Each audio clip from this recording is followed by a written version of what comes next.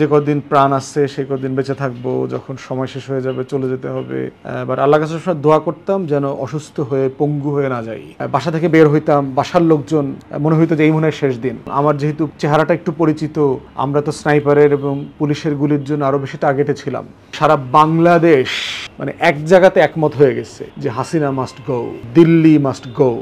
ওটা ধরেন মোটামুটি যেহেতু বহু বছর থেকে আমরা অনেক বছর থেকেই তো এইভাবে জীবনযাপন করতেছি, পালিয়ে থাকা, বিভিন্ন আত্মীয় স্বজনের বাসায় থাকা, পরিচিত বন্ধু বান্ধবের বাসায় থাকা, এবং পুলিশে কাজ করে, সেনা কর্মকর্তা বহু লোক আমাদেরকে ফোন করে বলেছে ভাই আমার বাসা সেফ, আপনি ক্যান্টনমেন্টে চলে আসেন, ডিউচিসে চলে আসেন, অথবা পুলিশ কোয়ার্টারে চলে আসেন। তো এরকম বহু জায়গায় বহুজন মানে মানে আবদার করেছে রাখার জন্য, থাকার জন্য, আর্থিকভাবে সাহায্য করতে চেয়েছে, টাকা পয়সা লাগবে কিনা, খাওয়ার কোনো ঝামেলা আছে কিনা। তো বিভিন্ন জায়গা থেকে আমরা মানে অসম্ভব রকমের ভালোবাসা এবং পেয়েছি। বেশি আবেগের জায়গা ছিল প্রতিদিন যখন বাসা থেকে বের হইতাম, বাসার লোকজন মনে হইতো যে এই মনে হয় শেষ দিন, কারণ এত লাশ পড়তেছে চারপাশে, এত স্নাইপারের গুলি, এবং আমার যেহেতু চেহারাটা একটু পরিচিত, আমরা তো স্নাইপারের এবং পুলিশের গুলির জন্য আরও বেশি টার্গেটে ছিলাম। তো আমাদেরকে যে কোনো সময় ধরে গুলি করে ফেলবে, গুম ঘরে নিয়ে যাবে আর কি, এই ভয়টা ছিল। রাস্তায় রাস্তায়, পাড়ায় মহল্লায় ছাত্রলীগ আওয়ামী লীগ মহড়া দিচ্ছে। তো সেই বাস্তবতাগুলো ছিল।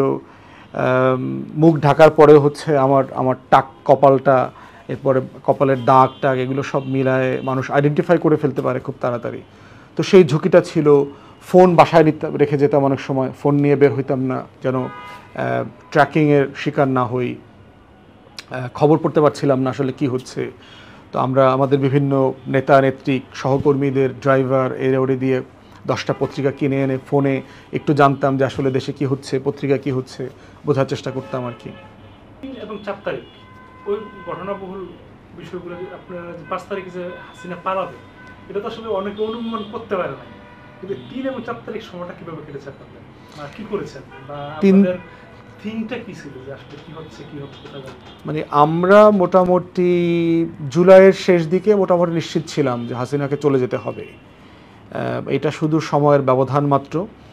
কারণ যৌথ বাহিনীকে নামানোর পরে আমরা বিভিন্ন জায়গাতে জানতে পারছি যে যদিও বাহিনীতে কিছু আওয়ামী লীগের লয়াল অফিসার আছে যারা প্রচুর গুলি করছে, অতি আবেগী এবং অতি দালাল টাইপের, দোসর টাইপের কিছু লয় আছে, বাট আমাদের টোটাল আর্ম ফোর্সেসের জওয়ান যারা আছেন, জুনিয়র অফিসার যারা আছেন, কমান্ডিং অফিসার যারা ছিলেন, তারা মোটা দাগে সবাই প্রচণ্ড রকম দেশপ্রেমিক মানুষ। তারা প্রচণ্ড রকমভাবে এই গণ অভ্যুত্থানের পক্ষে শক্তি। তারা প্রচণ্ড রকমভাবে ভারত বিরোধী এবং আওয়ামী বিরোধী। তারা প্রচণ্ড রকমভাবে পেশাদার সোলজার হিসাবে তারা দায়িত্ব পালন করতে চান, কিন্তু তাদেরকে সে দায়িত্ব পালন করতে বছরের পর বছর দেয়া হয় নাই। তো উপরের দিকের কিছু মানে দালাল, বাটপার, সিনিয়র অফিসার ছাড়া মোটা দাগে আমাদের আর্ম ফোর্সেসের সবাই দেশপ্রেমিক মানুষ এবং প্রচণ্ড ভারত বিদ্বেষী লোক। অতএব সেখান থেকে আমরা এই খবর পাচ্ছিলাম।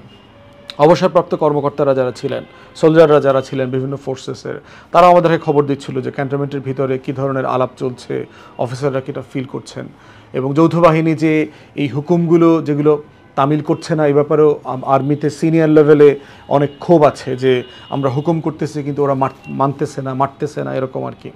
তো আমরা তখন প্রিটি মাচ মানে নিশ্চিত ছিলাম যে হাসিনাকে চলে যেতে হবে কোনো না কোনো ফর্মে। বাট এটা কয় তারিখে যাবে, কোন দিন যাবে, সেইটা 1-2 সপ্তাহ হয়তো ডিলে হইতে পারে, বাট আমাদের মধ্যে ন্যূনতম কোনো ডাউট ছিল না যে হাসিনাকে চলে যেতেই হবে।